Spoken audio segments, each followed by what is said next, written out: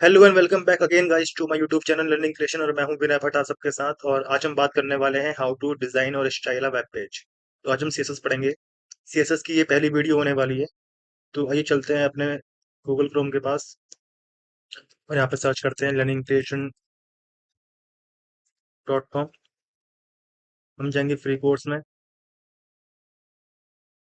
नीचे करेंगे fun with designing की तरफ। ये बुक अवेलेबल है amazon.com पे। अगर आप चाहें तो इसे amazon.com से किंडल पे इसको पढ़ सकते हैं फ्री में। उसको करने के लिए आपको एक काम करना है, आपको यहाँ पे लिखना है गूगल पे विनय भट्ट बुक्स स्पेस देके, कैसे लिखते हैं। और ये पहला लिंक है। यहाँ पे आपको मेरे द्वारा लिखी गई बुक्स जैसे कि Microsoft Word, office advance documentation, MS PowerPoint, Python Django workbook, competition hack for full stack developer, fun with programming JavaScript for beginners, fun with designing, beginner guide to web development मिल जाएंगी। आप इन चाहे तो आप यहाँ से भी Kindle से पढ़ सकते हैं, ठीक है। या फिर अगर आप चाहें तो आप हमें कमेंट कर सकते हैं, आपको ये बुक आपके कुरियर द्वारा आपको पहुंचा दी जाएगी आपके घर पे, ठीक है। इसके लिए आप हमारी वेबसाइट पे हमको ईमेल कर सकते हैं। हमारी वेबसाइट पे अगर आप जाएं तो वहाँ पे आपको कॉन्टैक्ट अस के पेज पर यहाँ पे आपको मोबाइल नंबर मिला हुआ है और ये ईमेल आईडी है। आप ईमेल नहीं करें तो अच्छा है, मोबाइल आप इस पर व्हाट्सअप भी कर सकते हैं। ये तो हुआ बुक का प्रमोशन।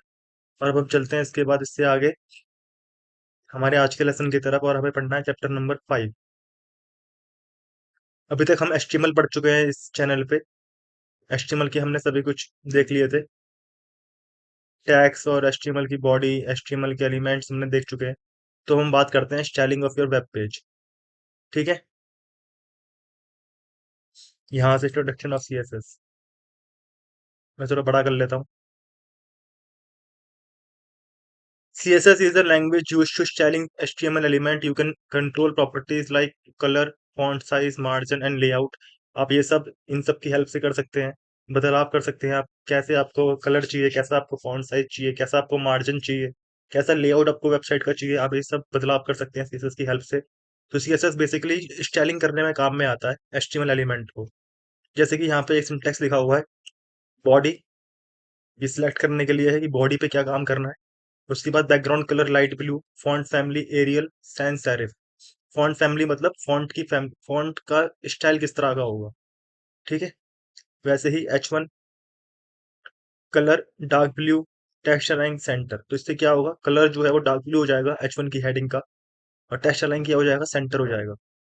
दिस सीएसएस कोड जैसे कि यहाँ पे आपको दिख रहा है, हेलो वर्ल्ड ब्लू हो गया, और बैकग्राउंड कलर इसका ब्लू हो गया, टेक्स्ट अलाइन सेंटर हो गया। This CSS code does two things: changes the color background of the body to light blue, center the text inside the H1 tag and changes its color to dark blue, ठीक है। तो एक तो इसका heading जो है वो centre में आ गया, दूसरा बैकग्राउंड कलर जो है वो पूरा लाइट ब्लू हो गया। इस तरह से हम स्टाइल लिखते हैं इनलाइन सीएसएस में। सीएसएस को हम तीन तरह से जोड़ सकते हैं।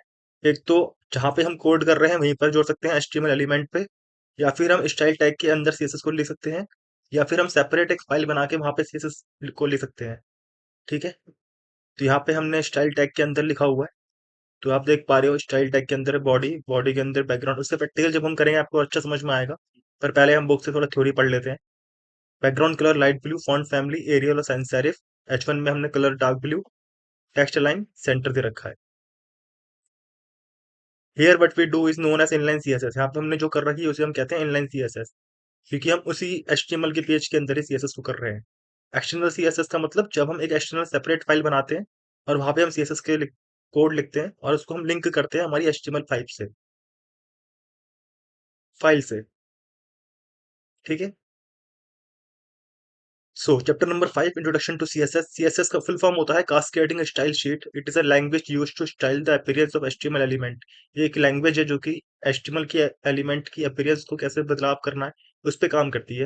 While HTML give the web page structure, CSS control how it look.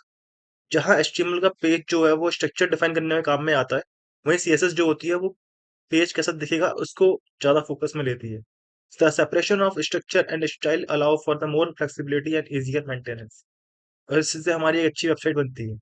CSS जरूरी क्यों है? Why is CSS essential? CSS is essential for changing colour, font and text style.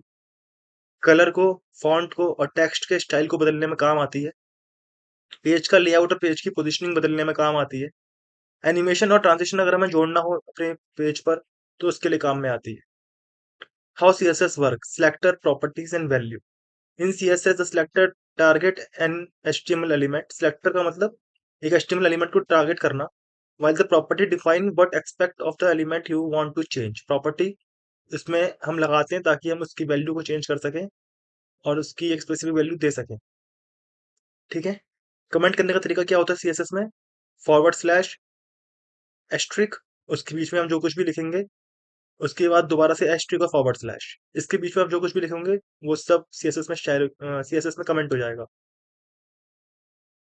Basic syntax क्या होता है? सिलेक्टर हम लेते हैं, जैसे हमने बॉडी लिया था इससे पहले वाले पेज पे, और उसके बाद हम प्रॉपर्टी और वैल्यू उसकी प्रोवाइड करवाते हैं, क्या उसी प्रॉपर्टी पे काम करना है और क्या उसकी वैल्यू देनी है।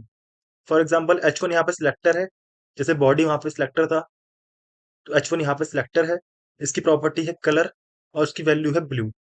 टेक्स्ट लाइन अगेन इसकी एक प्रॉपर्टी है, उसकी वैल्यू है सेंटर।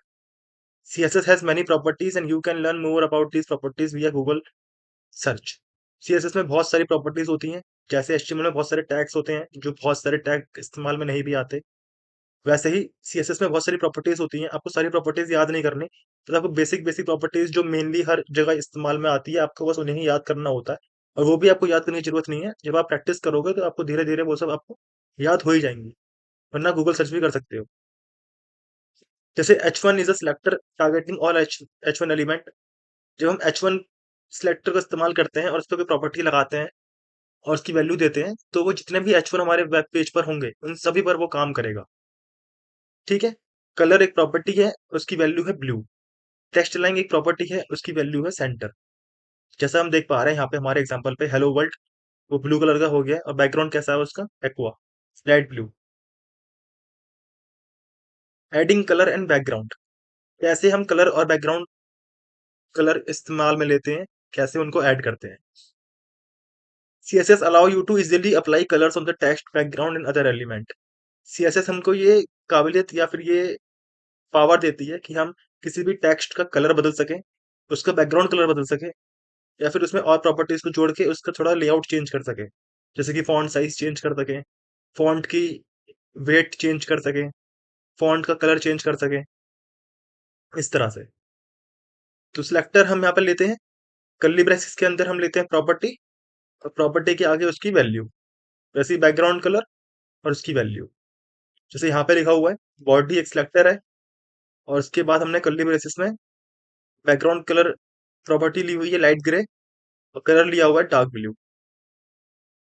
ठीक है। अब कलर को देने के दो तीन तरीके होते हैं। पहला तो है इसका नाम, हम सीधे नाम लिख के भी कलर को डिफाइन कर सकते हैं उसकी वैल्यू को, जैसे कि रेड, ब्लू, ग्रीन, ब्लैक, कुछ भी आप चाहें। दूसरा होता है हेक्सा वैल्यू। हेक्सा वैल्यू मतलब आप 6 कैरेक्टर का एक कोड इस्तेमाल करते हैं। ठीक है। और कलर के बदले, कलर के नाम के बदले आप वो कोड लिख के देते हैं हैशटैग के साथ। एक होती है आरजीबी वैल्यू। आरजीबी वैल्यू में आप आरजीबी लिख के ब्रैकेट में उसकी वैल्यू प्रोवाइड करवाते हो। इसको अगर आपको और अच्छा समझना हो तो आप कलर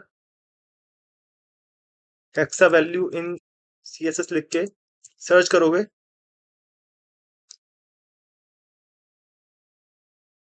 तो आपको ये कलरों की हेक्सा वैल्यू मिल जाएगी।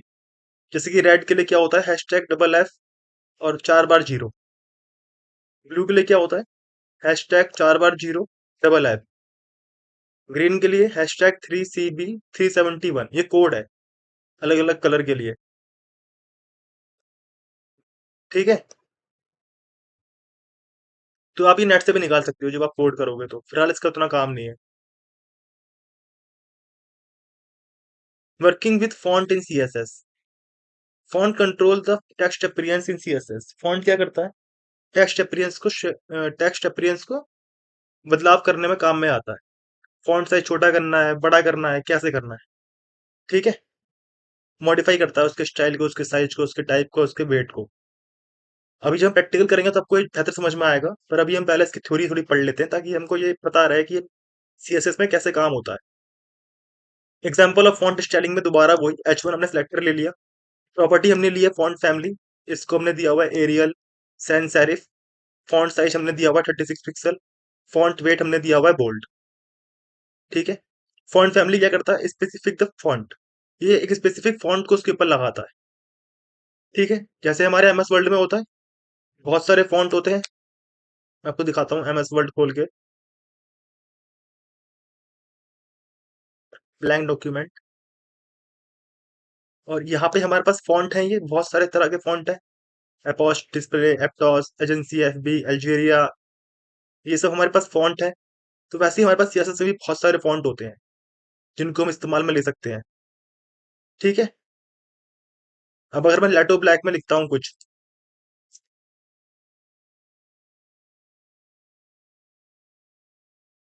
और अब अगर मैं इसका फॉन्ट साइज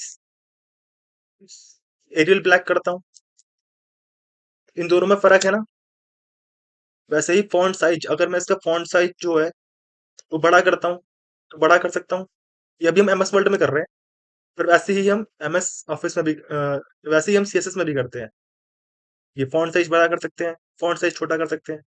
तो वैसे ही हम सीएसएस में भी कर सकते हैं डॉट से। ठीक है। तो हम फॉन्ट से खेल सकते हैं। Spacing and layout, CSS let you control spacing between the element which property like margin and padding. अब यहाँ पे दो कंसेप्ट है, एक मार्जिन और एक पैडिंग। इन दो की हेल्प से हम स्पेसिंग का ध्यान रख सकते हैं। जैसे कि ये 5.5 हेडिंग लिखी हुई है स्पेसिंग एंड लेआउट, इसके बीच में इससे पहले एक स्पेस है, पेज के कॉर्नर से 5.5 के बीच में स्पेस है, इसे हम कहते हैं मार्जिन। ठीक है। Space outside the element, element के बाहर जो स्पेस होता है उसे हम कहते हैं मार्जिन। और space inside the element, element के अंदर जो स्पेसिंग होती है उसे हम कहते हैं पैडिंग। ठीक है। एग्जाम्पल के लिए हम डिव ले लेते हैं एक सिलेक्टर, और इसकी मार्जिन दे देते हैं 20 पिक्सल, पैडिंग दे देते हैं 10 पिक्सल, बॉर्डर दे देते हैं 1 पिक्सल सॉलिड ब्लैक। तो इससे होगा क्या कि ये 20 पिक्सल की मार्जिन बनाएगा उस डिव के बाहर, और 10 पिक्सल की स्पेसिंग देगा उस डिव के अंदर। ठीक है। आओ, इतने को अब हम प्रैक्टिकल करके देखते हैं।